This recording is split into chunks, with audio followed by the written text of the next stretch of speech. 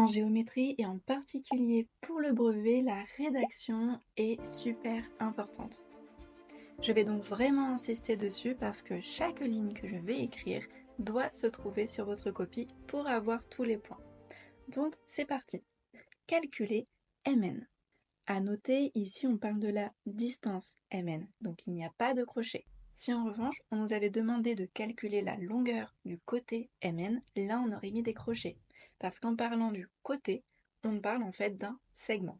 Ça c'est très important, c'est une erreur que je vois beaucoup en ce moment quand je corrige les exercices de géométrie type brevet. C'est la mauvaise notation des objets géométriques. Donc les droites, c'est bien avec des parenthèses, et c'est uniquement pour les droites. Les côtés ou les segments, c'est avec des crochets. Et si c'est simplement une distance, dans ce cas-là, il n'y a rien du tout, juste les lettres. Ok, donc ici on nous demande de calculer Mn.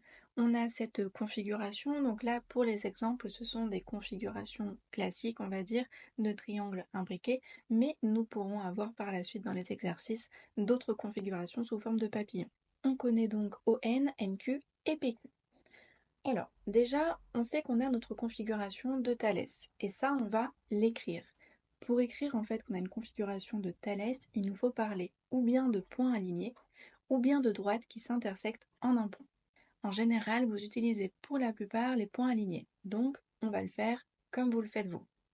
On sait que les points O, M et P d'une part, et les points O, N et Q d'autre part, sont alignés dans ces ordres. Ça, c'est primordial. Ça veut dire qu'on est dans une configuration de Thalès. Pour ceux qui utiliseraient l'autre version, on écrirait alors que MP et NQ s'intersectent en haut. Et je parle bien des droites MP et NQ, donc avec des parenthèses. Une fois que l'on a ça, on n'oublie surtout pas de préciser que les droites MN et PQ sont parallèles.